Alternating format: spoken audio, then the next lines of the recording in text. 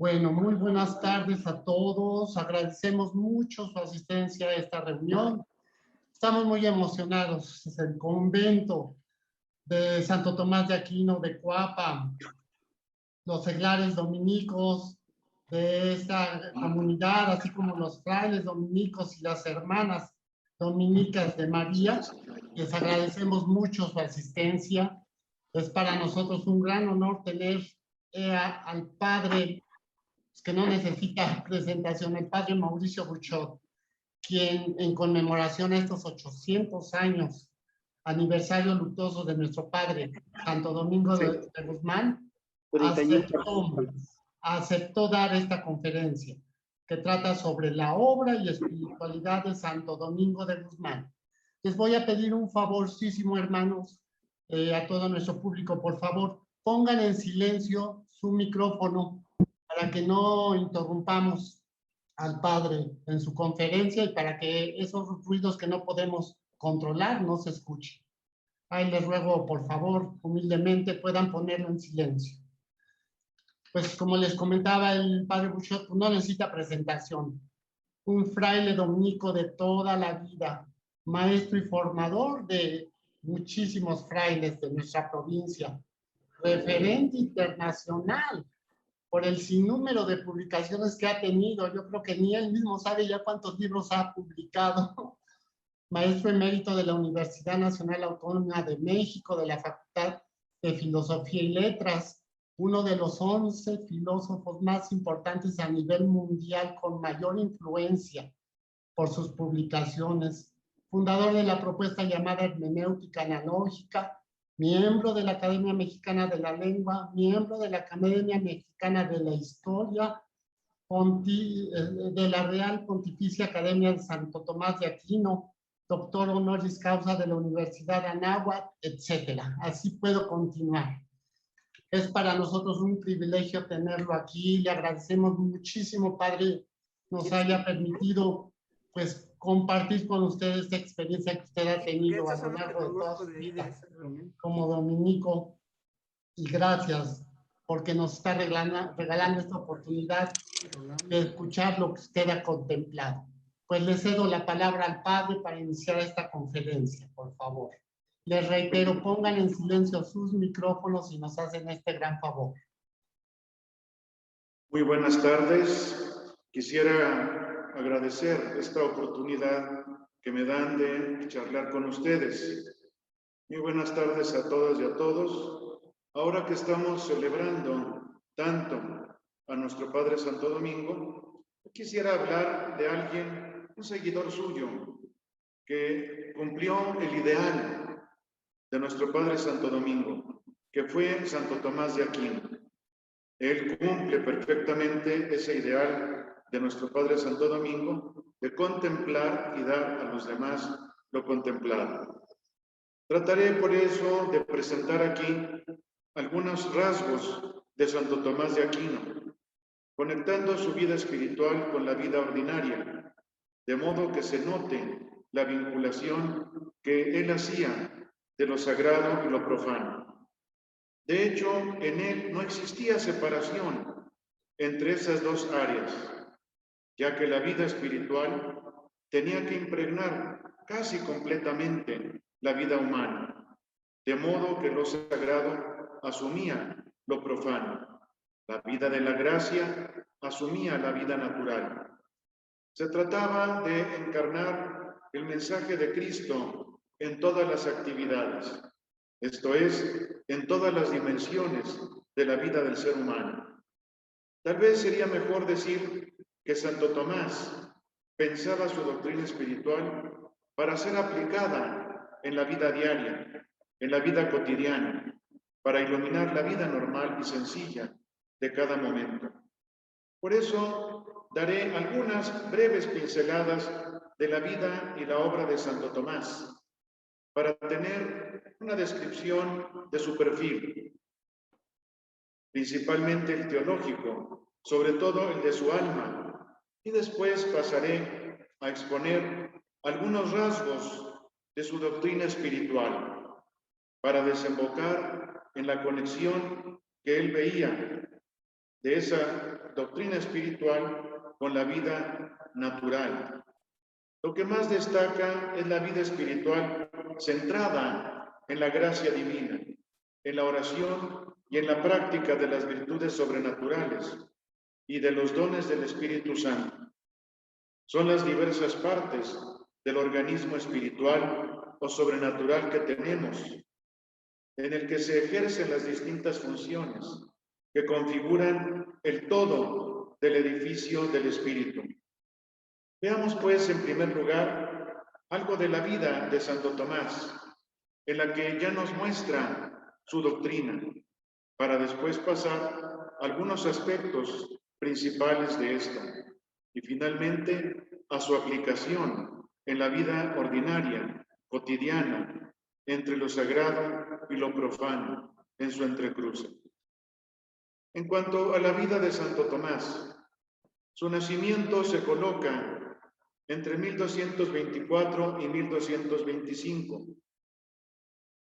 en el castillo de Rocaseca, cercano a Aquino, en Italia. Siendo de los hijos más pequeños de una familia noble, fue dedicado, como era la costumbre, a la vida religiosa. Pronto fue entregado al monasterio de Montecassino, de benedictinos, con la esperanza de que andando el tiempo llegara a ser abad. Pero Federico II, en guerra contra el Papa Gregorio IX, sitió la abadía y Tomás tuvo que dejarla, con lo cual quedó exento de seguir en la orden benedictina. Continuó sus estudios en la Universidad de Nápoles. Allí se encontró con las doctrinas de Aristóteles y con la orden dominicana, cosas ambas que después tendría que conjuntar. Entró a la orden, pero su familia, que seguía esperando un sitio encumbrado para su hijo, trató de impedirlo. Los superiores lo ocultaron en diversos conventos, pero sus hermanos lo encontraron. Fue recluido en los castillos de Monte San Giovanni y de Rocaseca, hasta que con la ayuda de sus hermanas pudo escapar y se integró a la orden y fue enviado a proseguir sus estudios a Colonia con San Alberto Magno, que fue su gran profesor, su gran maestro. Fue ordenado sacerdote y comenzó a enseñar en París en 1252 como bachiller bíblico, que era el inicio, es decir, explicaba la Biblia. Pero en 1254 fue ascendido a bachiller sentenciario, el cual explicaba la teología de los santos padres, cuyas sentencias había reunido en un libro Pedro Lombardo. En 1256, Santo Tomás recibe la licencia de enseñar, el permiso para enseñar, y al poco recibe también el magisterio en teología, que era lo que ahora llamaríamos el doctorado. Pero los maestros que no eran de la orden, los maestros seculares, los maestros diocesanos, tuvieron desconfianza de los maestros regulares, tanto dominicos como franciscanos, y se desató una grave polémica en la que Santo Tomás supo defender los derechos de los religiosos. Después de eso, en 1259, fue llamado como maestro de teología a la curia papal, es decir, para ser profesor ante el Papa. Primero en la ciudad de Anagni y luego en la de Orvieto. En 1265 se le ve organizando los estudios de la orden en el convento de Santa Sabina en Roma. De nuevo es llamado a enseñar en la curia pontificia, por ser el gran teólogo que era, en 1267, esta vez en la ciudad de Viterbo. En 1269 es llamado a enseñar por segunda ocasión en París, cosa muy rara, a menos de que se tratara de un maestro muy prestigiado, como lo era Santo Tomás por sus clases y escritos. Era rarísimo que alguien diera 2 veces clase en esta gran universidad, pero Santo Tomás lo hizo. Dado que en 1272 hubo ciertos disturbios en la Universidad de París, Tomás se desplazó a Nápoles, donde organizó el estudio general de la orden. En 1273 tuvo una visión muy especial que le hizo considerar como paja o basura todo lo mucho que había escrito. Es llamado al concilio de la ciudad de Lyon, en Francia, y se pone en marcha en enero de 1274, aunque iba enfermo. Su enfermedad se agravó en el camino y tuvo que pedir asilo a unos monjes cistercienses en el monasterio de Fossanova. Allí murió en marzo de ese año.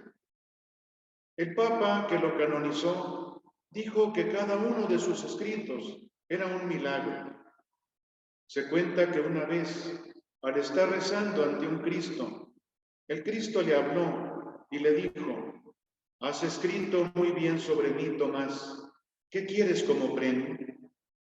A lo que Santo Tomás respondió: «Nada, sino a ti mismo, Señor». Es decir, pidió únicamente tener a Jesucristo en su corazón. Hablaba también de Dios en sus clases y en sus sermones, al igual que en sus escritos, que Cristo mismo le habló a él. No quería otro premio que no fuera sino solo Dios. También conocemos, fruto de su experiencia profunda de Dios, sus oraciones y cantos o poemas.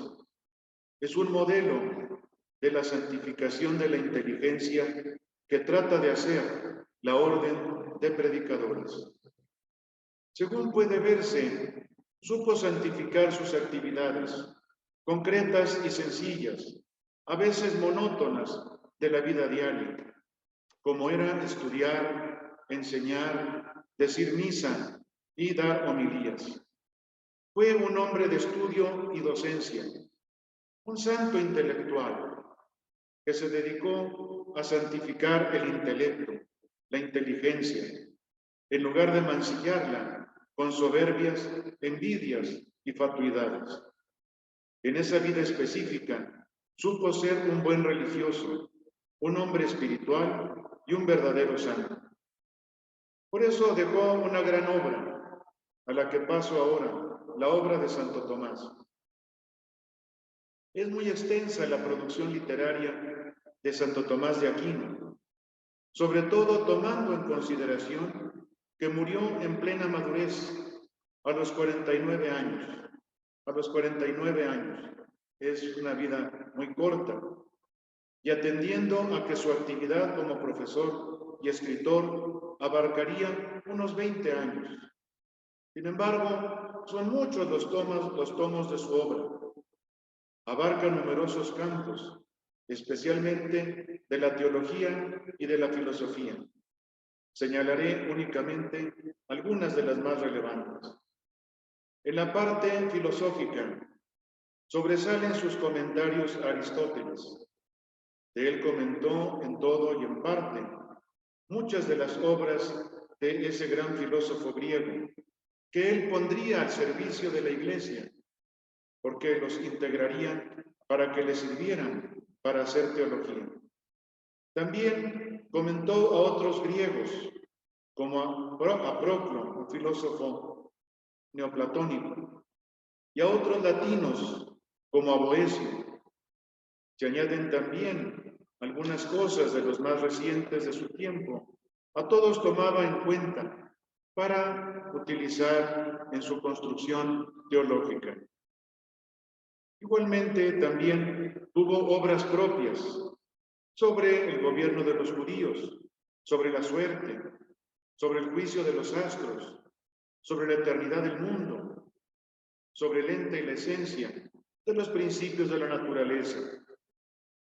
de la materia y las dimensiones indeterminadas, sobre el movimiento del corazón, sobre las operaciones ocultas de la naturaleza, también de la demostración, de la lógica, de la naturaleza del accidente y del género, y así cosas más concretas como de la compra y la venta.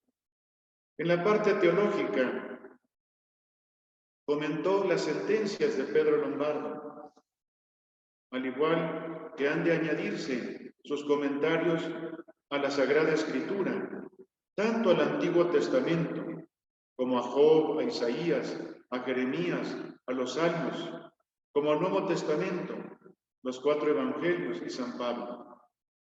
Igualmente al Pseudo Dionisio, a Boecio, y también dejó un compendio de teología y varios opúsculos de dogma, moral y apologética. Pero su gran obra fue la Suma Teológica, que hace juego con la Suma contra los gentiles, con sus cuestiones disputadas, como de la verdad, de la potencia de Dios, de las criaturas espirituales y del alma.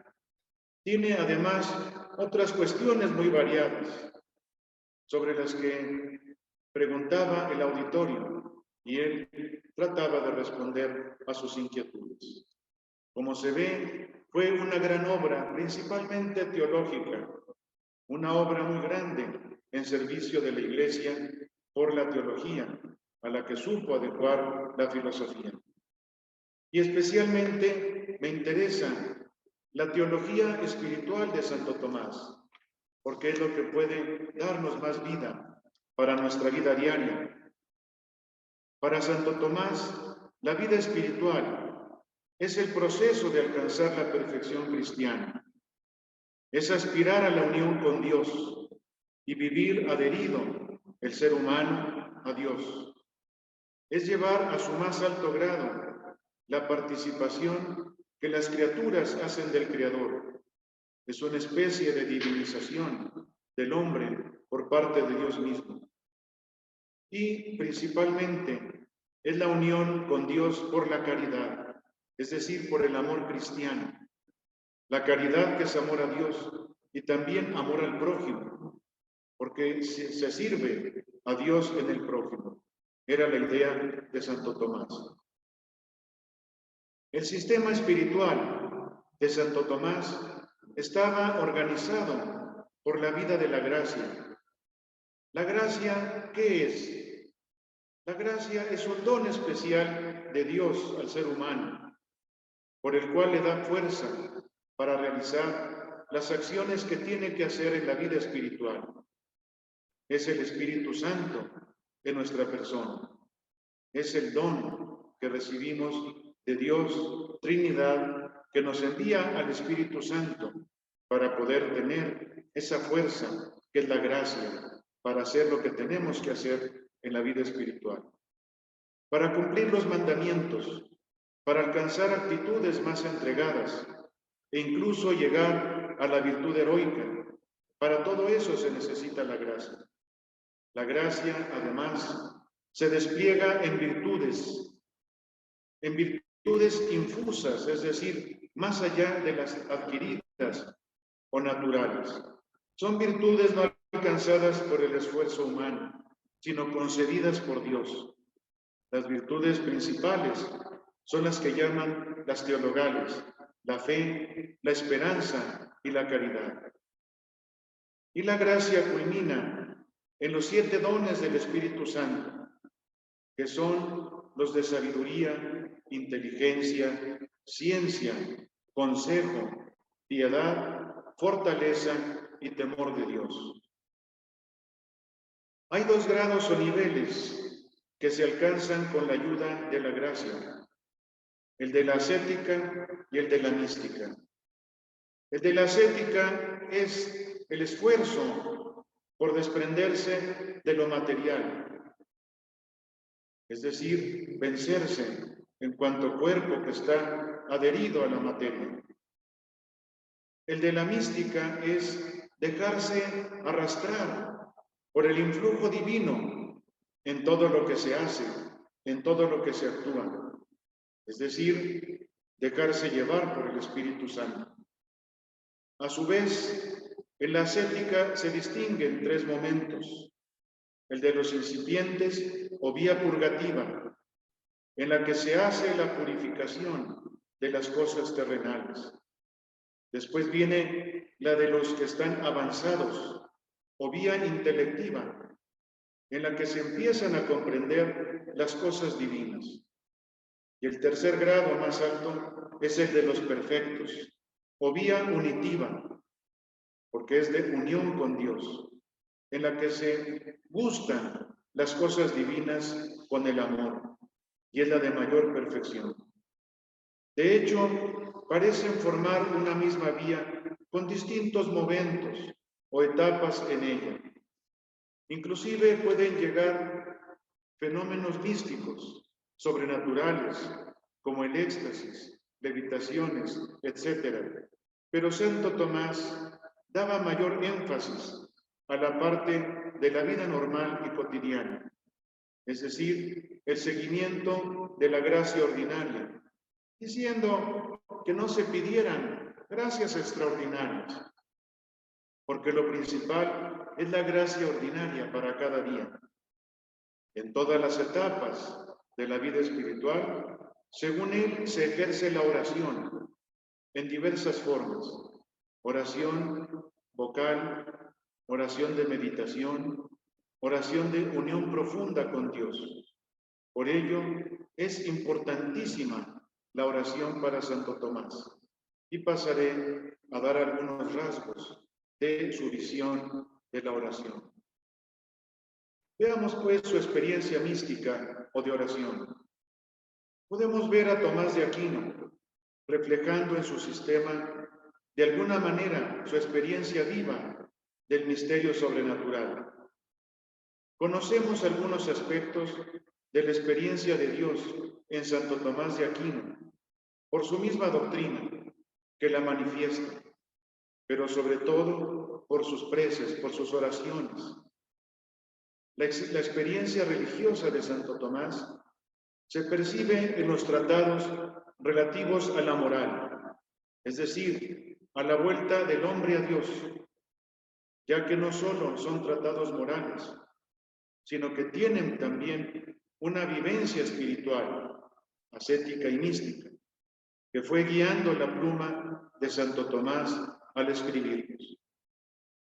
El estudio de las virtudes que hace refleja el conocimiento vivo que tenía Santo Tomás del organismo espiritual que tenemos y de sus funciones propias, el modo como los dones del Espíritu Santo son acordados a las virtudes y los demás mecanismos o dinamismos de la gracia como fruto de la síntesis vital de la propia experiencia de Santo Tomás, en la que éste bebió la teoría de lo que después recomendaría al varón espiritual que quiera seguir.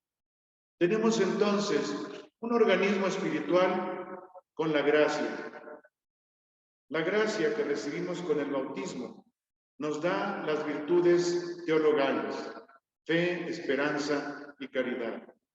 También nos da las virtudes cardinales: prudencia, templanza, fortaleza y justicia. A todas estas virtudes se añaden en este organismo tan perfecto los dones del Espíritu Santo, y también nos conectan con los frutos del Espíritu Santo y con las bienaventuranzas que dijo nuestro Señor Jesús en el monte, en el Sermón del Monte. Pero es de manera especial en las oraciones piadosas compuestas por Santo Tomás, o que al menos se le atribuyen con fundamento, donde se encuentra lo más vivo y palpitante de su experiencia religiosa, la cual alimenta la construcción teórica y teológica del místico. En esas oraciones que escribió Santo Tomás, que compuso como auténticos poemas, deja de aparecer como el serio y sobrio maestro de teología, para mostrarse como un fervoroso hombre de espíritu, consciente de sus limitaciones y dificultades, conocedor de las miserias que comparte con todos los demás seres humanos, así como de las tentaciones que lo rodean. Por eso a veces llora tiernamente como un niño, poniéndose en manos de Dios, su Padre.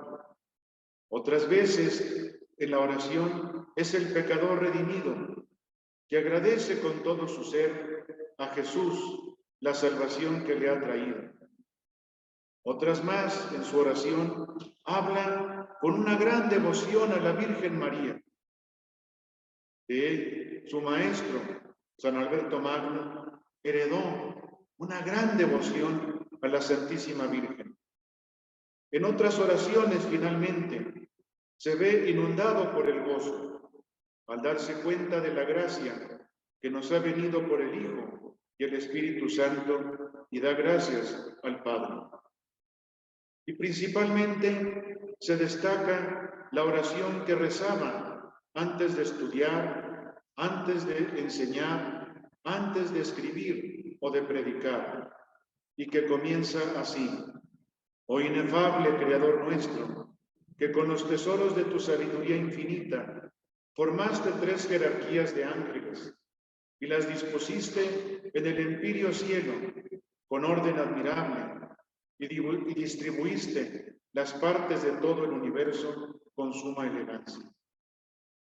En estas palabras se ve la continua actitud contemplativa de Santo Tomás de Aquino, que incluso en una oración de invocación y súplica como esta, comienza presentándose de manera contemplativa la excelencia de Dios. Dios es excelso en sus criaturas. Su experiencia religiosa es la de un auténtico contemplativo, pero que, como vemos, pone al servicio de sus demás hermanos la contemplación en la praxis de la enseñanza y la predicación. De hecho, para él, la enseñanza y la escritura fue auténtica predicación.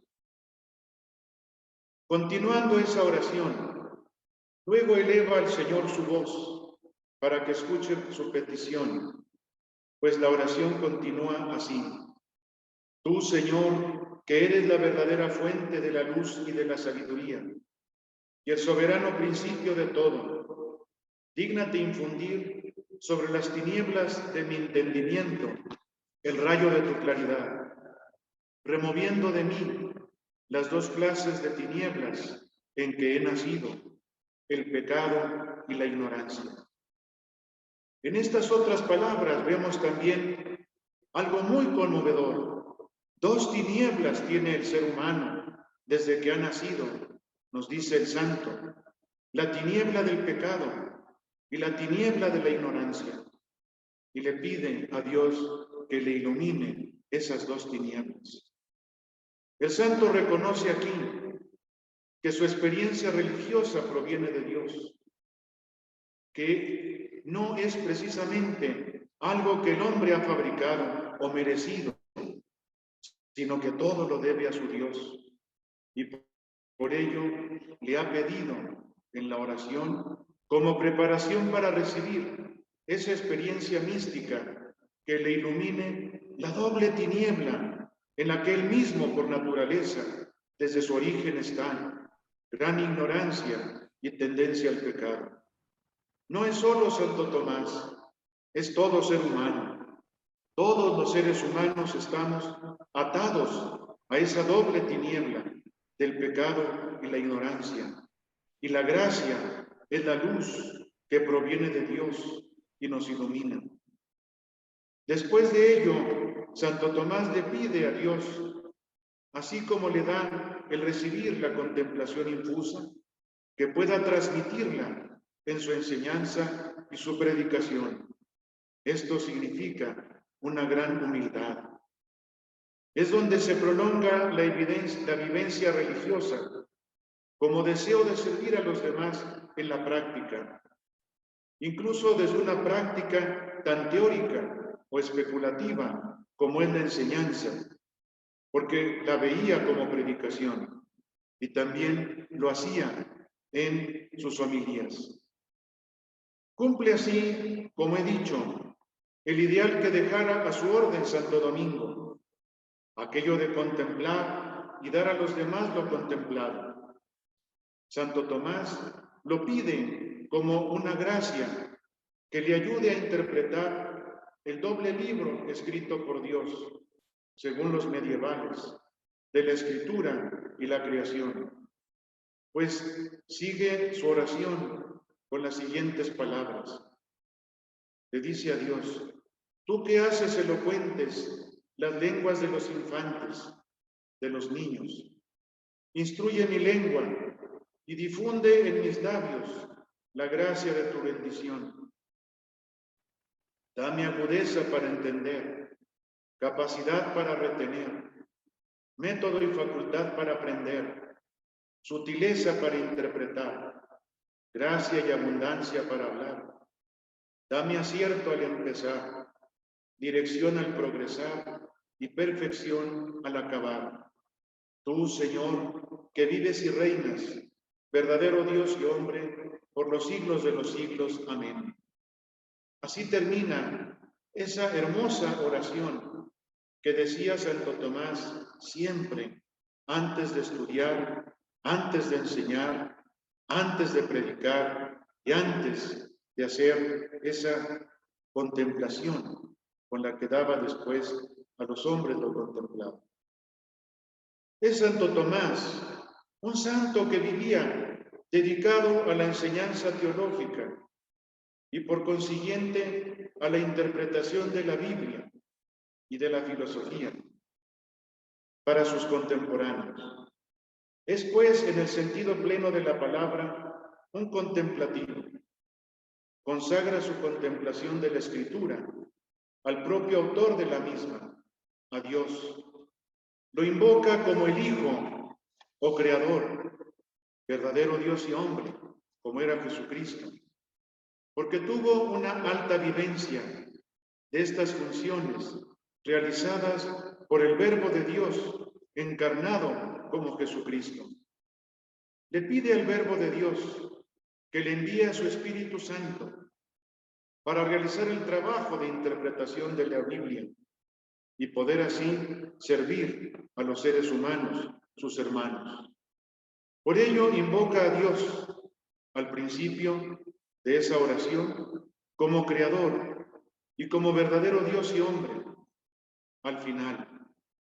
Tomás vive su experiencia religiosa de manera muy honda y vital, a pesar de que parecía impedírselo lo seco y abstracto de la enseñanza teológica, de sus grandes estudios en los que tuvo que enfrascarse.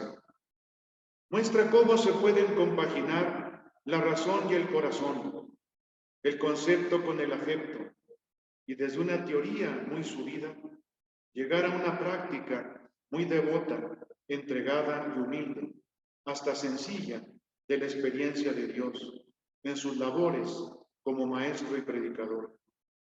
Y es sobre todo un ejemplo de alguien que quiere servir a sus prójimos y pone al servicio de los demás lo que él es y lo que puede hacer, en su caso, su labor de docente y de pensador. Así nos llega la enseñanza de la Iglesia acerca de los místicos. Son al mismo tiempo grandes teólogos.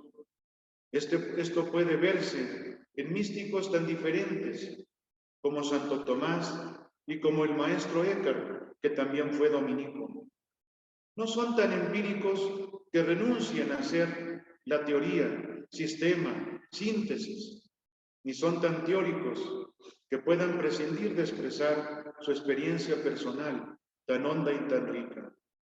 Son solo matices los que difieren en ellos para que puedan deparar y presentar diferentes modelos de una misma búsqueda, es decir, modelos en la orden dominicana. Vayamos finalmente a la conexión de la mística con la vida ordinaria.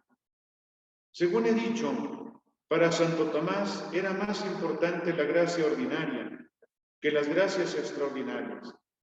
Es decir, daba más importancia a la vida cotidiana que a las manifestaciones especiales de lo sobrenatural, los éxtasis, las levitaciones, etc. Para él era fundamental construirse una personalidad y una moralidad natural buena, que después se revestiría de la gracia sobrenatural, la cual haría prosperar mucho más. Tenía un célebre principio: la gracia supone la naturaleza. Es decir, si no hemos trabajado en esa construcción de nuestra personalidad natural adecuada, sana, positiva, madura, no podría hacer mucho en nosotros la gracia, principalmente porque la gracia es respetuosa de la naturaleza. Es verdad que en algunos casos la gracia tuvo que actuar profundamente para cambiar a las personas, como en el caso de algunos santos, en los que se operó una conversión radical y hasta drástica, pero son casos contados. Célebres fueron los casos de San Pablo, Santa María Magdalena, San Agustín, etc. Pero ordinariamente la gracia opera con lo que se le dé a partir del nivel natural. Si se tiene una personalidad mala, enfermiza o inmadura, no va a venir la gracia a transformarla, sino que primero se tiene que trabajar por superar esas ataduras y luego la gracia perfeccionará a la naturaleza misma. Por eso es importante llevar una vida ordinaria, incluso los aspectos que podríamos llamar profanos en relación con la gracia, como nos enseña Santo Tomás, para tener esa receptividad y esa disposición que haga lo más fructífera lo que se pueda su presencia. Así se tienen que vivir todas las virtudes naturales, humanas, como las que señalaron los griegos, principalmente Platón y Aristóteles, como la prudencia, la templanza, la fortaleza y la justicia. Ya lo que hace la gracia es llevarlas a un nivel más alto, incluso heroico en la práctica. Además, potenciará esas virtudes humanas con las sobrenaturales o infusas, como la fe, la esperanza y la caridad, que son un perfeccionamiento que parte de la generosidad, oblatividad y compromiso naturales que tienen los seres humanos. Depende pues de las disposiciones naturales para sobrelevarlas y conducirlas a un nivel superior. Con esto se ve la importancia que tiene para Santo Tomás la construcción de una vida buena, virtuosa, a nivel natural o humano, sana psicológicamente, para que pueda hacerlo también espiritualmente. Pues aunque muchas veces la gracia misma ha tenido que superar muchas deficiencias, trabaja mejor si encuentra un sujeto bien dispuesto y convenientemente capacitado. La gracia se manifiesta en la fe, la esperanza y la caridad, sobre todo en esta última, en la caridad o amor cristiano. Es la vida de caridad que se distiende como respeto, solidaridad y justicia, la que da testimonio de esa fe y esa esperanza en las que se apoya y que la anima, tanto en la vida social más restringida como en la familia, en los grupos de trabajo y otras comunidades, al igual que en la vida social más amplia, nacional e internacional, por el compromiso con los demás en esos distintos ámbitos, es en donde se manifiesta esa autenticidad de la gracia, por el servicio a los demás y la actitud generosa y oblativa hacia el prójimo. El amor de Dios se manifiesta en el amor al prójimo y solo la caridad es digna de fe. Por eso terminaré hablando del compromiso del dominico en la actualidad. Después de haber exaltado la vida intelectual y espiritual de Santo Tomás, hay que señalar ahora el papel del dominico actual frente a los retos de nuestro tiempo. Una de las luces para hacerlo es el documento papal Fides et Ratio, la fe y la razón, donde el magisterio nos ayuda a entender mejor el camino que podemos seguir para renovar nuestro dominicanismo. Es ante todo un camino de servicio o diaconía de la verdad, servir a la verdad. En un primer momento se señala la importancia del diálogo con otras creencias, con otras tendencias, desde la parte del dominico. La Santa Sede avisa, amonesta acerca de que el creyente debe atender al diálogo con otras filosofías, como lo hizo Santo Tomás. Precisamente ahora tenemos interlocutores que son nuestros hermanos y el dominico no puede permanecer sin atender a esas corrientes. El diálogo con otras corrientes de pensamiento tendrá como resultado la renovación y la puesta al día de la doctrina de Santo Tomás. En la línea del pensamiento actual está nuestro diálogo con la ciencia. Es algo que tenemos que hacer. Y también para otros filósofos más existenciales, tenemos que dar sentido, mostrar el sentido de nuestra vida, que lo da Jesucristo nuestro Señor. Se hace insistencia en el tópico de los beneficios que la doctrina de Santo Tomás puede hacer al pensamiento actual. Es una renovación en el ámbito de la interpretación. Tenemos que interpretar la Sagrada Escritura y Santo Tomás nos enseña no solamente a interpretarla científicamente, sino para una vida espiritual, para tener el alimento del Espíritu a través de la palabra de Dios. Esta renovación de la teología, lograda a causa de la integración del pensamiento de Santo Tomás, puede reflejarse en una conciencia más profunda del carácter respetable que tiene la fe para el mundo de hoy, hasta el punto de señalar, de hacerles ver que únicamente a través de la fe, como lo decía Santo Tomás, puede tener sentido nuestra vida. En la teología, el uso del pensamiento de Santo Tomás tiene que volverse vida. Evitará que nos encerremos en algunas posturas demasiado dogmáticas, pero también evitará el desbocamiento de algunas posturas demasiado abiertas que desvirtúan el legado del pensamiento de Santo Tomás. Él mismo enseñó la mesura y el sentido de la proporción que acompaña esa actitud que quiere en nosotros. Se trata de un tomismo vivo que pueda decir algo significativo a la gente de nuestro tiempo. Esto significa favorecer la autocrítica. Podemos llamar a esto un tomismo abierto, pero que está abierto inclusive al servicio de la comunidad en la humanidad. Es decir, se llega a un pensamiento de Santo Tomás verdaderamente actual, porque es actuante dentro de esa teoría tan importante del mismo santo.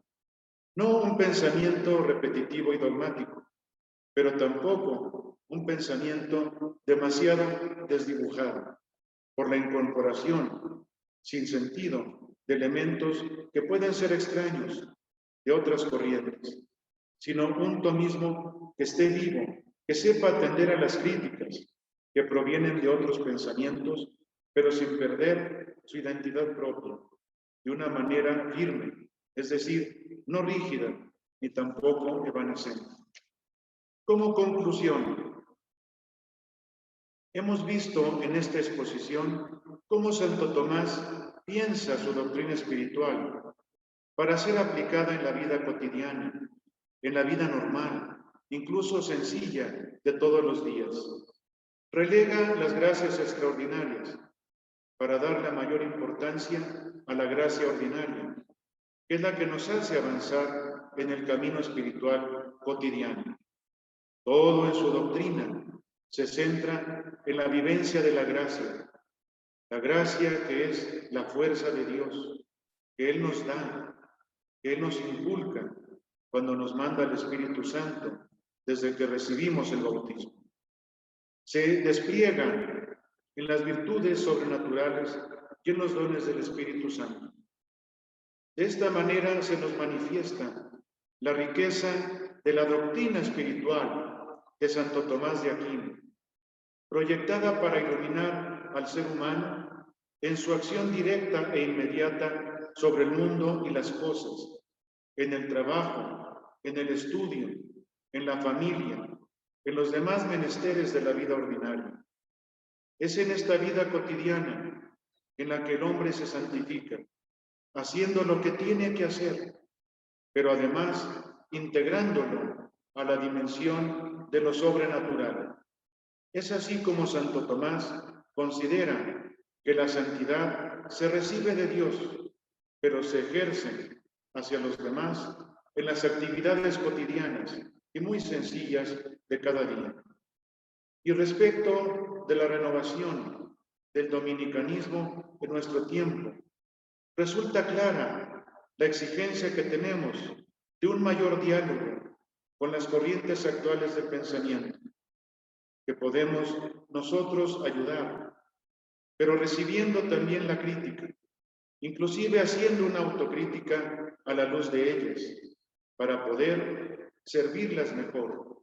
De esta manera se tendrá un dominicanismo más vivo, un tomismo también vivo y una vida en la línea de la vida espiritual, de esta gran teoría espiritual, de esta gran teología del Espíritu que nos ha heredado Santo Tomás de Aquino. Muchas gracias.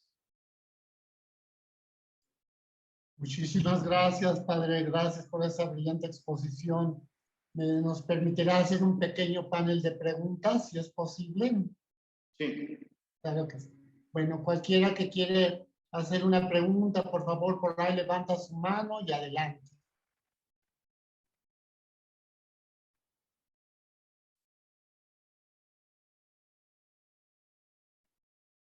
Bueno, yo aprovecharía, Padre, ¿cuál sería la influencia de la obra y espiritualidad de Santo Domingo de Guzmán en Santo Tomás de Aquino?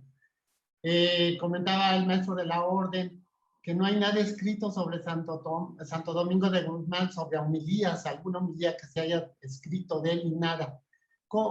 En ese tiempo la orden apenas acababa de nacer. Era muy reciente el fallecimiento de nuestro padre Santo Domingo, cuando Santo Tomás empieza a hacer todos estos escritos. ¿Cómo fue la influencia que ejerció Santo Domingo en Santo Tomás de Aquino? Mire, sobre todo a través de su ejemplo. Recordemos que en su propia vida Santo Domingo plasmó estos ideales, porque él quería a los dominicos para que fueran predicadores que habían estudiado bien la Escritura, porque los predicadores que había no convencían, no estaban bien preparados. Él quería predicadores preparados. Esa es la idea de la orden que fundó los dominicos. Y ya se veía eso, aunque tenía poco tiempo de fundada, ya se veía eso en lugares donde había conventos de dominicos. Inclusive ya algunos eran profesores en las universidades. Por eso Santo Tomás conoció la orden en la Universidad de Nápoles. Es decir, con algunos que ya estaban dando clases allí o predicando. Y también porque seguramente acudirían a iglesias de dominicos en los que vio ese cambio tan fundamental de una predicación ilustrada, una predicación bien preparada con el estudio y con la oración. Muchísimas gracias, maestro. Por ahí José Quesada, adelante, levantó la mano. Sí. Sí, Adelante, José. buenas tardes. Mire, yo hace rato usted mencionó, padre, que la misión ahora del dominico actual es hablar de la verdad, o sea, o confrontar la verdad contra otras posturas filosóficas. Sabemos que en Santo Tomás verdad es adecuación, ¿verdad? Entonces, ese es el concepto de verdad en Santo Tomás. Y ahora hay posturas realistas que yo estoy estudiando, especialmente en Zubiri, el tema de la verdad como una ratificación a la realidad, a la cosa real, se ratifica verdadeando. Yo le quisiera preguntar también si qué tanto podemos compaginar estas dos visiones de verdad, por un lado, y cuáles son esas corrientes con las que hoy tendríamos que dialogar como dominicos en relación a la verdad. Sí, mire, se compaginan las dos nociones de verdad que maneja Santo Tomás, porque para él no había como para los averroístas la distinción entre una verdad de la fe y una verdad de la ciencia. Para él era lo mismo.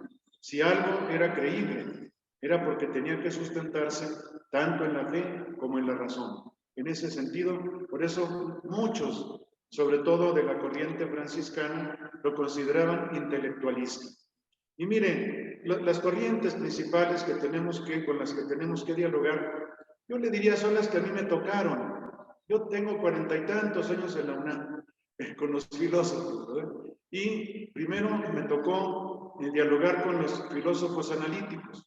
Yo estuve muchos años en el Instituto de Investigaciones Filosóficas, que es pura filosofía analítica. Me gustó mucho, porque es una filosofía muy científica, una filosofía muy exacta, muy elegante, muy bonita. Pero miren, ahora está terrible, ahorita están los filósofos llamados posmodernistas, los posmodernos, que son un desastre porque van en contra de la razón, van en contra inclusive de la misma filosofía seria, digamos, porque para ellos la razón ya cayó y tenemos que buscar el sentimiento, la emoción. Llegan a posturas sumamente relativistas, y a mí eso me causa mucho miedo porque es un peligro. Y yo diría que en este caso lo que ellos buscan es sentido para vivir. Los pobres están, como fue también ya hace tiempo el existencialismo, que desapareció, pero ahora yo creo que revivió en esta filosofía posmoderna. Ellos quieren más que demostraciones de la existencia de Dios o de cosas del alma, etcétera. Dame un sentido para vivir, dame un sentido para no suicidarme. Y yo creo que allí es donde también tenemos un diálogo muy fecundo que hacer para transmitirles nuestra experiencia de fe, de sentido en la religiosidad. Gracias. Gracias. María de los Ángeles Soler, adelante con tu pregunta. Mauricio, soy María Ángeles, muchas felicidades, me gustó mucho tu plática. Oye, lo que me encantó y me gustaría que nos mandaras por correo electrónico, lo que sea, es la oración de Santo Tomás, pidiéndole a Dios que lo ilumine para entender, para comprender, para acabar su trabajo. Me gustó muchísimo. Claro. Como para rezarla cada vez que estoy tratando de trabajar en algo, me gustó mucho, mucho. Es bellísima la oración, fíjate, es bellísima. Afortunadamente, yo la conocí desde niño porque mi mamá me hacía rezar antes de ir a la escuela. Ah, mira, Sí, ya. por eso. Sí, Yo por nunca eso. la había oído y me gustó mucho. Por eso la tomé como ejemplo. Tiene otras oraciones muy bellas. Inclusive, fíjate, mucho de lo que se canta en la iglesia, ya no, porque ya no se canta en latín, pero él era poeta. Santo Tomás se nos olvida, lo vemos como un escolástico aburrido y secote, no, era poeta. Todo lo que se cantaba al Santísimo Sacramento eran poemas que la iglesia puso en música. Entonces, Latín las escribía, desde sí, luego. Yo creo que, pues mira, parecido a San Juan de la Cruz, Ajá, que también era poeta y después explicaba en prosa los poemas místicos que hacía. Santo ajá. Tomás, se nos olvida, fue un místico y un poeta. Ya. Te ¿Y agradezco mucho. dónde puedo buscar los poemas?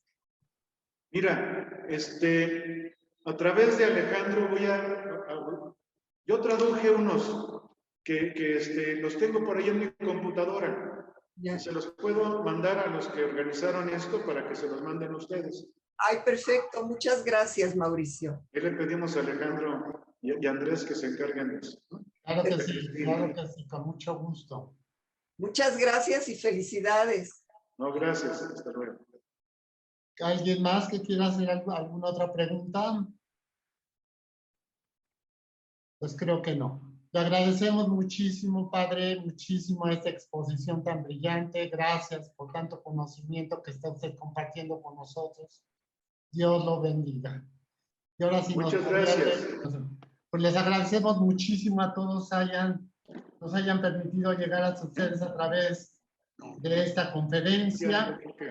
Y claro que sí, todo lo que me mande el padre vamos a tratar de hacérselos llegar a ustedes. Iba cambiando algunas cositas. Y los invitamos a partir de mañana, sábado 7 de agosto al domingo 15 de agosto, vamos a celebrar una novena en favor de nuestro padre, del 8º centenario de Natalis, de nuestro padre fundador, Santo Domingo de Guzmán. Será a través de este mismo Zoom, con esta misma ID y con esta misma clave de acceso. Será a las 7 de la noche. Va a ser, después de los rezos, se va a hacer una pequeña reflexión sobre la vida, cápsulas sobre la vida de Santo Domingo. Va a ser una breve exposición y la primera sesión la realizará mañana el padre David Díaz Corrales, que es nuestro prior conventual allí en el convento de Santo Domingo. Ojalá nos puedan acompañar, ojalá puedan asistir. Esta invitación la hicimos llegar a ustedes a través de los WhatsApps que nos han hecho favor de dar. Entonces, segurísimamente ya la tienen ustedes.